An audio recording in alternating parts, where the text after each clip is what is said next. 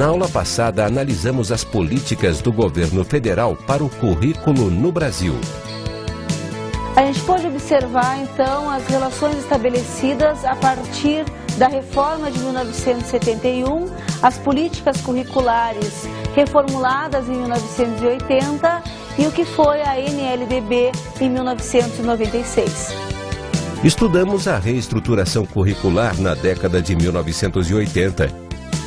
A gente pode observar, então, que em estados como Minas Gerais, Rio de Janeiro, São Paulo e Paraná, algumas outras discussões ampliaram o que tinha sido exposto e colocado na reforma de 1971, abrindo novas perspectivas a respeito do currículo na década de 1980. Uma boa aula.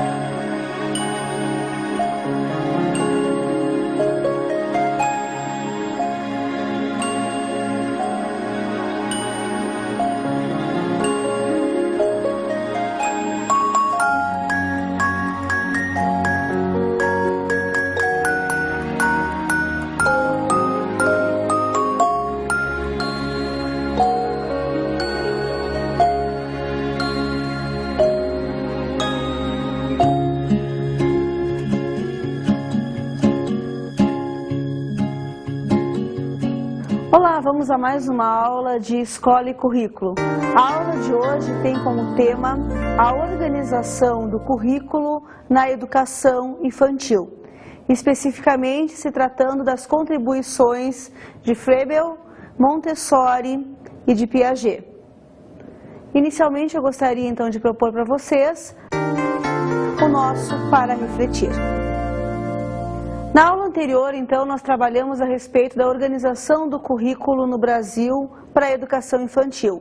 Especificamente hoje, eu vou propor para que vocês reflitam comigo quais foram as contribuições de 3 pensadores, de 3 educadores na formulação desse currículo e no espaço anterior a esse currículo forjado, organizado na década de 90. A primeira questão, então, que eu proponho é a seguinte: os nomes Froebel, Montessori e Piaget, eles são conhecidos? O que você já ouviu falar sobre cada um deles? E a segunda questão, então, é se sua noção sobre esses educadores é positiva ou ela é negativa.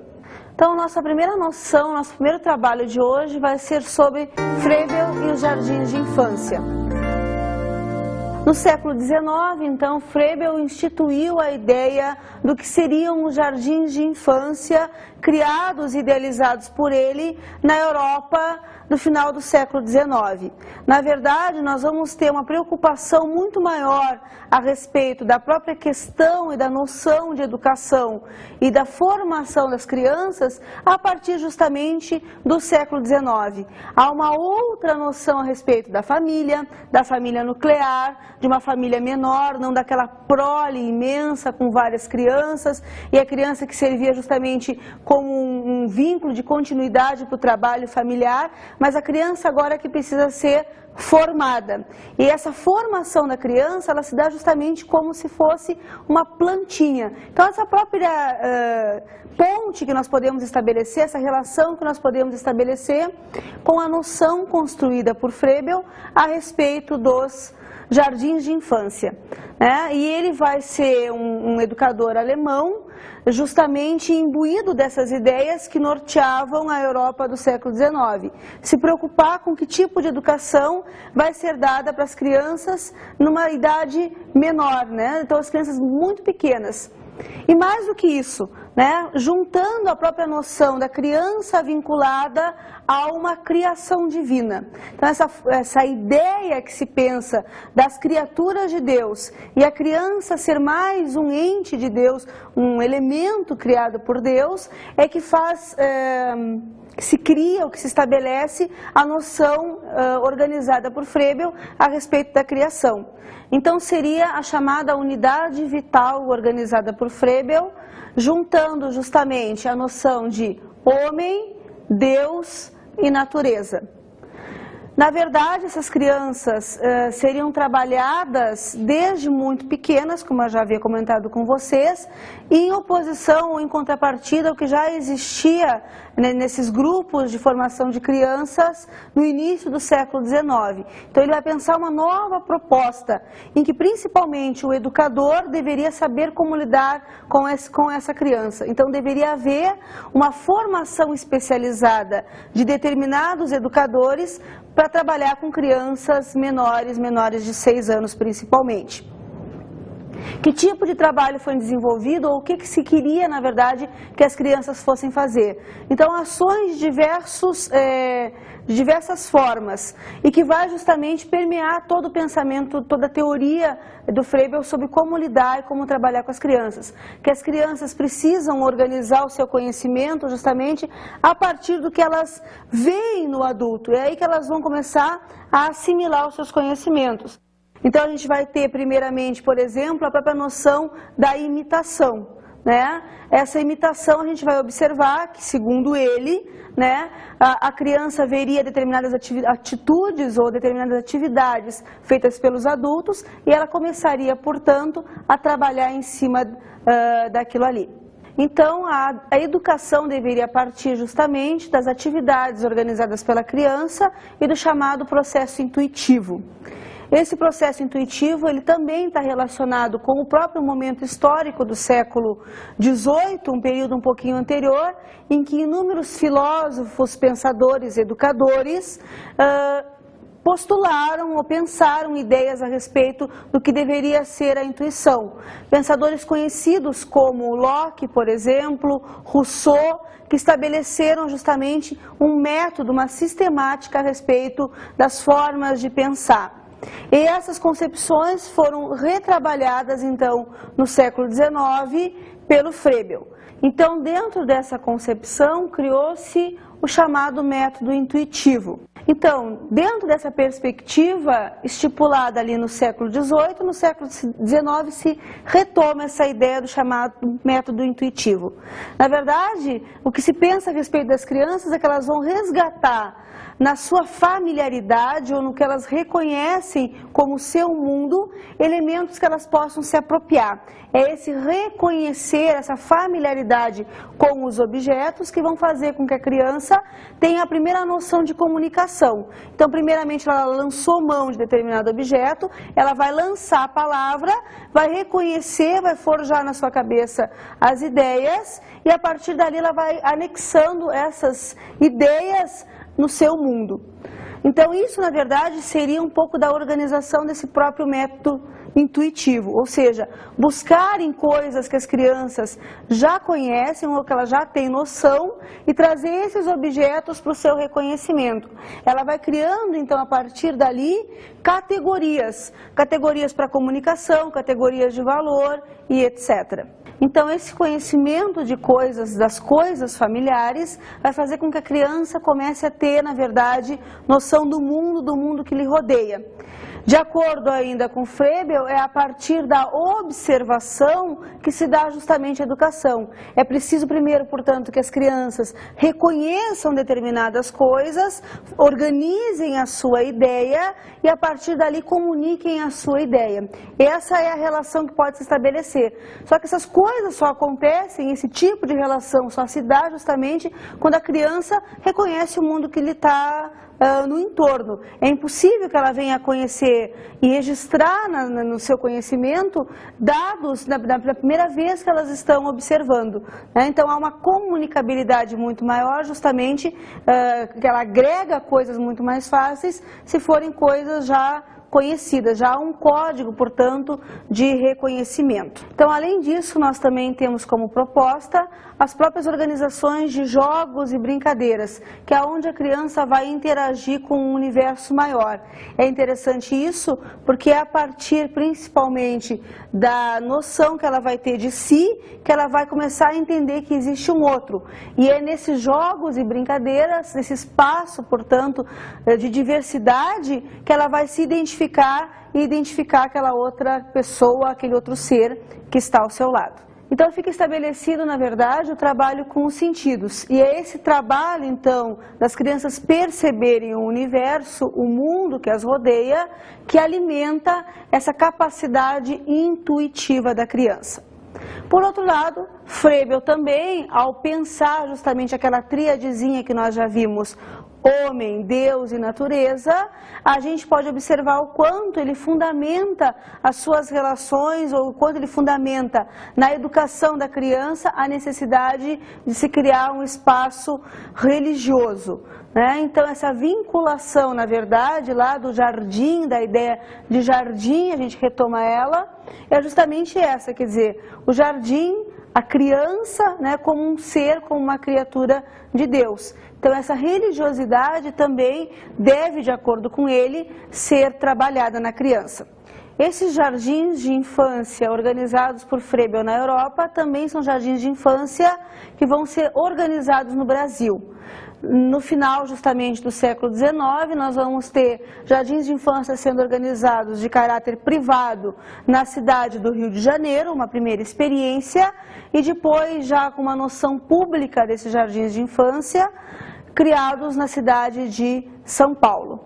Tanto um quanto o outro sofreram diretamente a interferência do que se preconizou lá na Europa e serviram para a formação, principalmente, já aqueles jardins organizados de caráter particular, para a formação da classe burguesa, ou desde pequenos as crianças então começavam a frequentar esse tipo de escolaridade. Então a gente pode observar, na verdade, que há uma determinada ritualização, um roteiro a ser seguido dentro das escolas. Então, desde a entrada das crianças no ambiente escolar até a sua saída, ela é recheada por atividades de diversos tipos, desde a música, desde a saudação inicial, desde o momento da refeição, tudo há um roteiro prescrito e a criança precisa viver aquelas atividades todas até o final do seu dia. E esse roteiro, ele é seguido rigidamente, na verdade, todos os dias da semana, a gente poderia dizer. Além disso, existem também as atividades de recreação, de brincadeiras e tudo mais, que a gente já observou e que são importantíssimas, de acordo com o Froebel, para que a criança dê-se conta de si e ela também perceba esse universo que a rodeia. E de acordo com ele, a partir dessas atividades desenvolvidas em sala de aula e que fazem parte justamente desse roteiro, e além delas as brincadeiras e os jogos que são onde a criança participa, justamente é ali que vai se evidenciar os dons, os chamados dons da criança. Então, desde qualquer tipo de atividade, qualquer coisa que a criança vai desenvolver, ela vai utilizar para aquilo ali determinados dons. Em alguns a gente vai observar uma maior intenção desse dom, no sentido de ser mais intenso, em outras menos intenso, né? Então ele vai começar a evidenciar como é que a criança se comporta a partir dessas atividades que já tem um pré-roteiro. Então nós vamos ter aí construída a ideia do brinquedo e a ideia de dom, ou seja, um instrumental utilizado pela criança, esse objeto utilizado pela criança, de acordo com a sua complexidade, o quanto ele é intenso, vai ser o chamado ou denominado dom. E isso, consequentemente, também vai desenvolver na criança aptidões que são menores ou maiores, de menor intenção ou de maior intenção. Então, de acordo com o dom que lhe é dado, com o instrumento que ela vai utilizar num determinado brinquedo, numa determinada recreação. Uma outra pensadora importantíssima em termos de produção intelectual para a educação e que deixou um referencial teórico muito importante, mas não só um referencial teórico, mas um instrumental de trabalho também enorme, é Maria Montessori. Então, Maria Montessori nasceu na Itália, graduou-se em medicina e inicialmente fez seus primeiros trabalhos, as suas primeiras observações a respeito do desenvolvimento da pessoa humana em pessoas que tinham algum tipo de deficiência física. Portanto, o método Montessori. Na verdade, esse método ele teve embasado inicialmente, portanto, no instrumental que a Maria Montessori criou, não só teórico, mas prático de como lidar com essas crianças que tinham alguma deficiência física. E mais tarde, então, ela adaptou essa relação, ou esse método, na verdade, para trabalhar com crianças desde a mais tenra idade. Então, essa formação, ou essa organização do método, tem essa raiz inicial. O que pressupõe o método? Quais são as bases do método Montessori? Em primeiro lugar, a organização do ambiente. Ela era primordial a ideia para Maria Montessori de que o ambiente onde a criança estava inserida deveria ser sim um ambiente tranquilo, organizado, propício a ela, um ambiente que lhe fosse identificável, que fosse de acordo com o tamanho da própria criança, que as coisas fossem proporcionais à idade e ao tamanho da criança. Segundo, um caráter mais científico, então objetos e um instrumental de caráter científico. Então ela vai começar a pensar e a elaborar todo um conjunto possível de objetos que essa criança fosse lidar e que viessem a lhe transmitir ou a lhe trazer, na verdade, a agregar conhecimentos, mas que pudesse ser manipuláveis. Então, transformar o abstrato no concreto e o concreto no abstrato. Materiais geralmente que eram coloridos, bastante interessantes e que instigassem a criança a buscar e a lidar com ele. E finalmente um terceiro ponto, que é a própria formação desse corpo docente ou do professor que vai lidar com a criança. Vemos então o professor como aquele que é orientador, não simplesmente aquele que está trazendo uma gama de conhecimentos ou ensinando, mas ele vai ser aquele que vai orientar as diversas atividades da criança. Então vamos aprofundar um pouquinho mais esses elementos trabalhados no método Montessori. O primeiro desses elementos diz respeito justamente ao ambiente. Então que ambiente é esse que a Maria Montessori constrói ou propicia, na verdade, aos educandos? De acordo com ela, deveria ser um ambiente organizado, como eu já comentei, um ambiente absolutamente limpo, que a criança se identificasse dentro desse ambiente.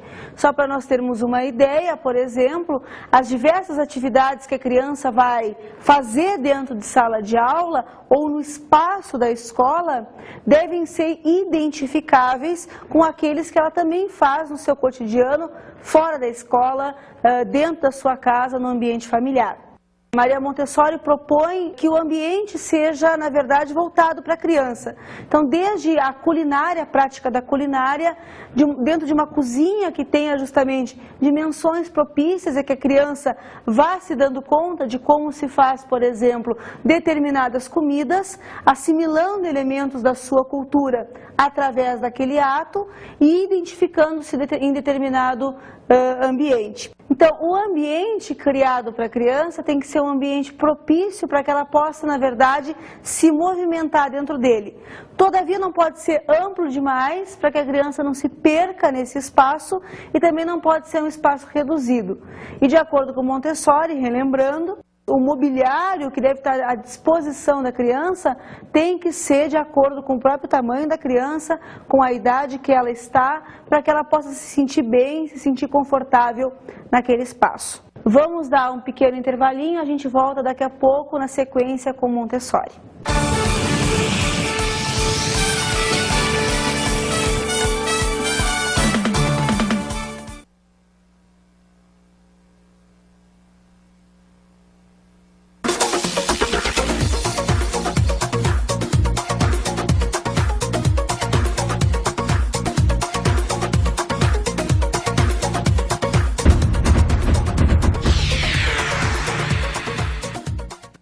Então, voltando do nosso intervalo, depois de a gente ter descansado um pouco, vamos continuar observando como é a funcionalidade do método Montessori. E deixou então como material de atividades, um material extremamente rico que vai desde a ajuda no processo de alfabetização até as noções, na verdade, de abstração da matemática. Então a gente tem o chamado material dourado para trabalhar a matemática, nós temos exercícios, por exemplo, com as letras Existem diversos materiais que são extremamente, não só lúdicos, portanto, mas também materiais educativos. E justamente pela sua cor, pela sua textura, pelo seu brilho, é que faz com que a criança se sinta estimulada a desenvolver determinadas atividades. Então, todo o material, ele ele leva a criança a criar uma relação bastante significativa com ele. Então, os conhecimentos passam da abstração, na verdade, para o concreto e vice-versa. Por outro lado, nós temos também a própria formação, na verdade, dos professores dentro de uma perspectiva do método Montessori, né? Então, são professores que não impõem os conhecimentos à criança, mas deixam para a criança um espaço possível de escolha, o que é primordial no método Montessori, e de movimento, né? Então, o professor, ele é um orientador. Se tu tens um período X lá de aula, não é aquele período todo que tu vais ficar falando, na verdade, tu vais orientar a criança para que ela descubra, através das diversas atividades e desse material que ela tem, o próprio conhecimento. Então, esse material, ele peneira elementos para que aquela criança tenha noções sobre determinados dados a respeito da cultura. Então, quer dizer, o professor, ele serve como um orientador apenas. Em todas as atividades, a criança tem sempre uma liberdade para escolher o que ela quer fazer naquele determinado momento. Então, sempre, numa sala de aula, numa determinada tarde, vamos supor que a criança tenha para passar na escola, ela tem múltiplas, diversas atividades. E ela vai escolher naquele momento que atividade lhe é melhor para fazer, né? Por outro lado, o seu coleguinha vai poder estar desenvolvendo uma outra atividade. Então, é essa autonomia, essa escolha que faz parte do método montessoriano. A outra figura extremamente importante é justamente o Piaget. Então, o que Piaget propunha e o que era, na verdade, o método organizado por Piaget, o chamado construtivismo. Então, vamos ver agora Piaget e a pré-escola. De acordo, então, com a teoria organizada por Piaget, o que ele propunha, na verdade, é que a criança construiria o seu próprio conhecimento.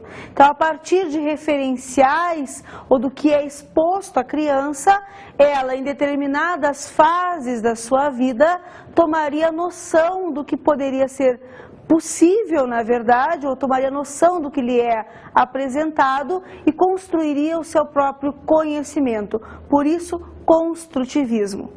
Aí a gente vai ver um pouquinho mais elaboradamente, então, que etapas ou quais são os métodos utilizados e preconizados por Piaget.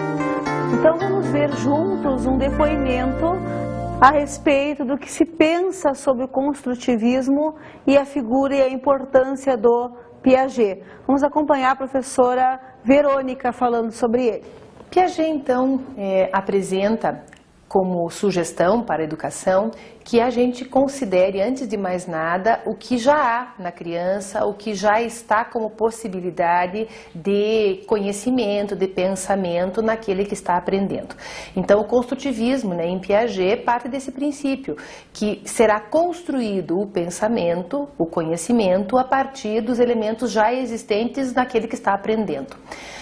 Isso certamente significa também uma reformulação, uma remodelação da estrutura de sala de aula, do papel do professor, da intervenção do professor nesse processo da aprendizagem. Por isso a palavra é construtivismo, construir o conhecimento, mas não apenas a partir daquele que ensina, mas principalmente naquele que aprende. Então, de acordo com o que a professora Verônica colocou para a gente pode observar? Que a noção de construtivismo está relacionada justamente com a construção do pensamento da criança, construção do conhecimento da criança. Construção essa, portanto, que não deve ser imposta, mas que, ao contrário, o professor, novamente, tal qual dizia Montessori, de acordo com Piaget, ele vai suscitar na criança, ele vai orientar a criança. Quer dizer, não cabe ao professor simplesmente trazer conhecimentos de fora e impor, mas a criança tem que assimilar eles em um processo, na verdade, com a identificação desses elementos que lhes são trazidos. Para isso, nós vamos poder observar que, de acordo com Piaget, né, ele estipula ou ele constrói 3 métodos ou 3 maneiras diferentes da gente poder visualizar esse conhecimento sendo adquirido pela criança. Então, o primeiro tipo de conhecimento que nós vamos observar é o conhecimento lógico-matemático. Esse conhecimento trabalha justamente com a questão da reflexão e da abstração. Então, é trabalhado justamente em cima de objetos ou de elementos que a criança já se dá conta e que também fazem parte do seu cotidiano. A gente nunca pode deixar de lado a ideia de que por trás, né, de todas as coisas que são propostas à criança, essas coisas elas têm referência ao mundo dessa própria criança. Um segundo conhecimento é justamente o mundo físico. Também a criança vai lidar justamente com objetos que lhe são conhecidos, que lhe são familiares. E o terceiro conhecimento, que é o conhecimento social, que é justamente o conhecimento que se estabelece na relação da criança com outras pessoas, seja com outras crianças ou com os adultos também. Esse tipo de conhecimento Piaget não trabalhou o suficiente, não trabalhou na sua totalidade, mas é justamente essas relações de sociabilidade que a criança vai estabelecer é que fariam parte desse conhecimento social. Então, retomando, nós teríamos o conhecimento lógico-matemático, o conhecimento físico e, finalmente, o conhecimento social. Por outro lado, existem também, paralelo a isso, objetivos a ser construídos. Objetivos de que ordem?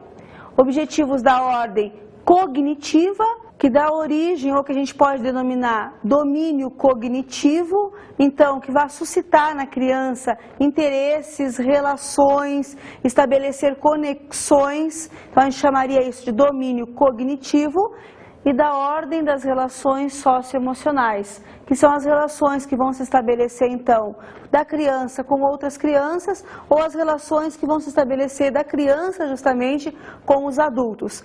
E nessa relação que se estabelece entre a criança e os adultos, é que está um ponto fundamental também trabalhado por Piaget, que a gente já comentou, em que, inclusive, a própria professora que deu o depoimento comentou com vocês, de que construtivismo é justamente a ideia de construir. Cabe ao professor não impor as suas ideias, a sua convicção, a sua formação de mundo, mas deixar que a criança tenha uma autonomia para isso e construa a partir do seu referencial.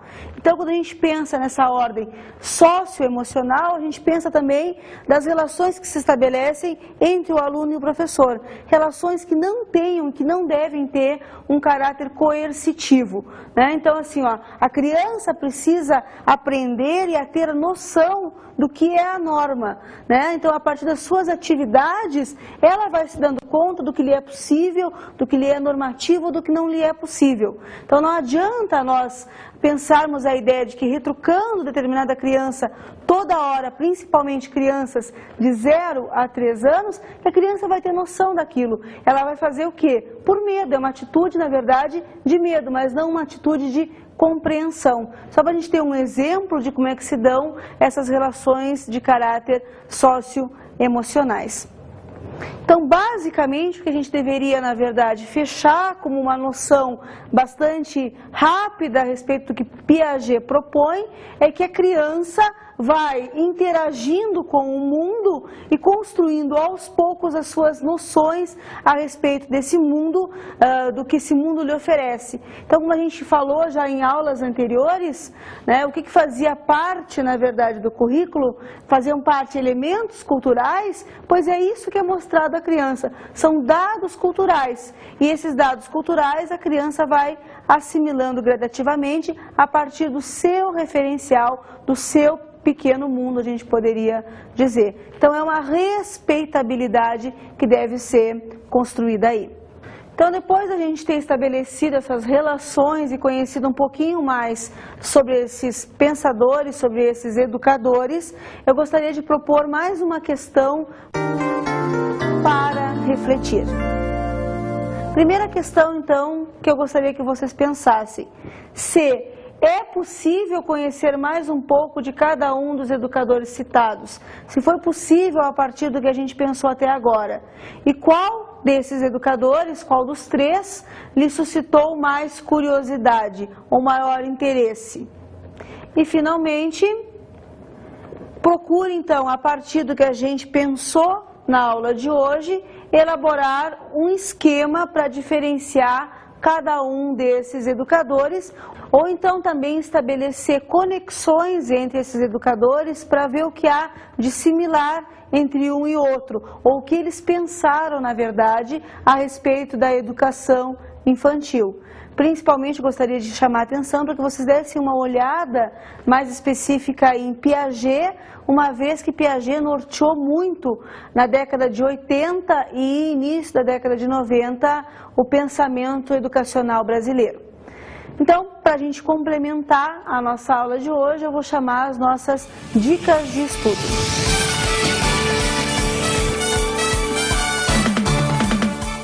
Então não esqueçam de fazer as leituras propostas no final do capítulo da apostila, para que vocês tenham sempre em mãos um referencial teórico.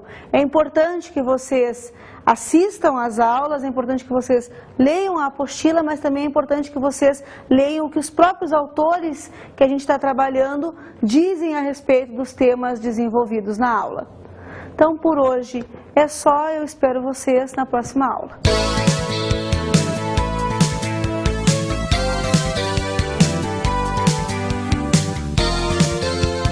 Na aula de hoje estudamos as propostas de Froebel e os jardins de infância. A gente pôde observar, a partir das concepções de Froebel, o que ele pensava sobre a educação infantil. E ele criou a ideia do jardim de infância. Então, como a criança que deve ser desenvolvida tal qual um jardim. As perspectivas de como é que deveriam ser essa educação, como é que deveria ser essa educação, e um roteiro proposto por ele. Analisamos o método Montessori. O que Maria Montessori propõe como método para que a gente trabalhe com as crianças da educação infantil. Então, desde o material proposto por ela, as teorias preconizadas por ela, o espírito científico que ela vai dar a esse método educativo que os professores devem utilizar. E, além disso, também o papel de orientação que o professor vai ter no método de Montessori. E vimos as proposições de Piaget para a pré-escola. A formação que a criança deve ter na pré-escola, como ela é proposta pelo Piaget. Então, quais são os conhecimentos que são trabalhados na criança, de que forma que eles são trabalhados e a autonomia que deve ser garantida à criança nesse processo de construção do conhecimento. Até a próxima aula.